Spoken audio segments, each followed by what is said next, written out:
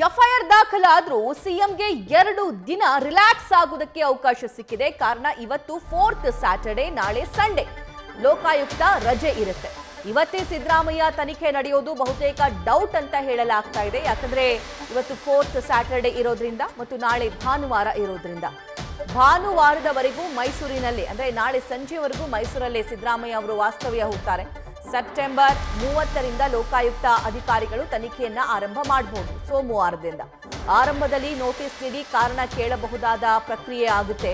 CM ಭೇಟಿಗೆ ಆಗಮಿಸ್ತಾ ಇದ್ದಾರೆ ಶಾಸಕರು ಮತ್ತು ಹಲವು ನಾಯಕರು. ಈ ಬಗ್ಗೆ ಮತ್ತಷ್ಟು ಲೈವ್ ಡೀಟೇಲ್ಸ್ ನೀಡ್ತಾರೆ ನಮ್ಮ ಮೈಸೂರು ಕರೆಸ್ಪಾಂಡೆಂಟ್ ರವಿ ಪಾಂಡವಪುರ. ರವಿ, ಸಿದ್ದರಾಮಯ್ಯ ಅವರ ಮೇಲೆ ಎಫ್ಐಆರ್ ದಾಖಲಾಗಿದೆ, ಯಾವಾಗ ತನಿಖೆ ಶುರುವಾಗೋದು? ಸಭಾ ಮೂಡ ಹಗರಣ ಪ್ರಕರಣಕ್ಕೆ ಸಂಬಂಧಪಟ್ಟಂತೆ ಮುಖ್ಯಮಂತ್ರಿ ಸಿದ್ದರಾಮಯ್ಯ ಹಾದಿಯಾಗಿ 4 ವಿರುದ್ಧ ಪ್ರಕರಣ ದಾಖಲಾಗಿದೆ.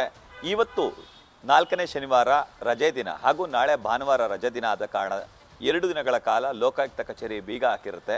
ಈ ಕಾರಣಕ್ಕಾಗಿ 2 ದಿನಗಳ ಕಾಲ ಸಿಎಂ ಸಿದ್ದರಾಮಯ್ಯನವರು ಫುಲ್ ರಿಲ್ಯಾಕ್ಸ್ನಲ್ಲಿ ಇರ್ಬೋದು. ಇವತ್ತು ಹಲವು ಕಾರ್ಯಕ್ರಮಗಳಲ್ಲಿ ಮುಖ್ಯಮಂತ್ರಿಗಳು ಪಾಲ್ಗೊಳ್ಳುವವರಿದ್ರು, ಹಾಗಾಗಿ ಅವರು ಒಂದಷ್ಟು ಟೆನ್ಷನ್ನಲ್ಲಿದ್ದರು. ನಿನ್ನೆ ಎಫ್ಐಆರ್ ದಾಖಲಾಗ್ತಿದ್ದಂತೆ ಮುಂದೆ ಏನು ಮಾಡಬಹುದು ಅನ್ನೋ ಲೆಕ್ಕಾಚಾರದಲ್ಲಿ ಕೂಡ ಇದ್ರು. ಇವತ್ತು ಒಂದು ವೇಳೆ ರಜೆ ದಿನ ಅಲ್ಲದೆ ಬೇರೆ ದಿನ ಆಗಿದ್ರೆ ಒಂದಷ್ಟು ತನಿಖೆಯ ಕಾರ್ಯಾರಂಭಗಳು ಆಗ್ತಿದ್ವು. ಆದರೆ ಇವತ್ತು ಮತ್ತು ನಾಳೆ 2 ದಿನಗಳ ಕಾಲ ರಜೆ ಆದ ಕಾರಣದಿಂದಾಗಿ ಲೋಕಾಯುಕ್ತ ಕಚೇರಿಗೂ ಕೂಡ ರಜೆ ಇರುತ್ತೆ. ಈ ಕಾರಣಕ್ಕಾಗಿ ಸೋಮವಾರ ಏನಿದ್ರು ತನಿಖೆ ಆರಂಭ ಆಗುತ್ತೆ.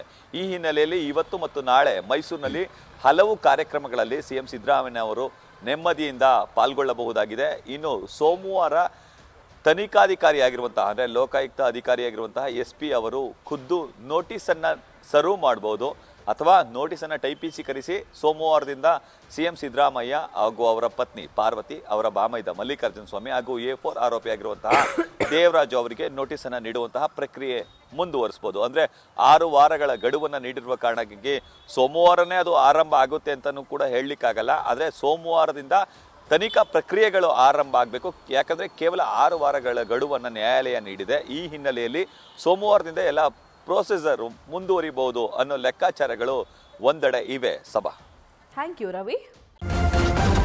ನ್ಯೂಸ್ ಫಸ್ಟ್ ನಿರ್ಭೀತಿಯಿಂದ ನಿಮ್ಮ ಪರವಾಗಿ.